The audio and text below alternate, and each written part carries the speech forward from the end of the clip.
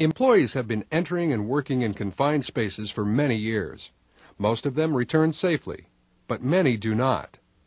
Whether you're employed in a factory, chemical plant, public agency, or service organization of a construction firm, the confined space hazards you face are quite similar. Failure to closely follow specific rules, regulations, and confined space safety standards can just about guarantee serious injury or even death. There isn't any room in confined space entry for risk-taking. Every job must be approached with a professional attitude and a methodical system designed to prevent situations from escalating into disaster. The National Institute for Occupational Safety and Health, or NIOSH, found in more than 50% of confined space accidents, the rescuer becomes the victim. This same scenario is repeated time and time again. A worker is overcome by an atmospheric contaminant, and the rescuer, being a concerned person, goes into the space to rescue the overcome worker, only to become a partner in death. There have been cases where as many as 5 potential rescuers have fallen victim during a failed rescue attempt.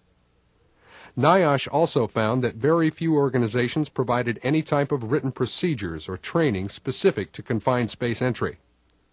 Rarely had the confined space been tested for atmospheric hazards prior to entry, or had any provision been made for ventilation or safe rescue. These major factors have historically led to annual death toll of more than 300 workers. Workers just like you, with families like your own. When required to enter a manhole, vault, or other confined space, there's much more involved than just lowering down the tester and going to work. It's serious business, and you must be very familiar with the hazards you could encounter. This video program is designed to provide you with safety basics involved in confined space entry. Of course, we can't cover all the hazards or safety procedures, but we will go over the most essential safety methods. No matter how you look at it, confined space entry is a complicated matter, requiring specific procedures, so you must always follow your company's policies and procedures. Let's start with the definition of a confined space.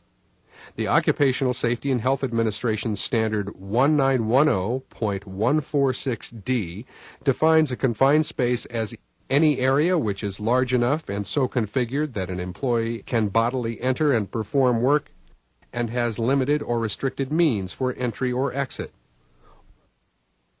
Is not designed for continuous human occupancy.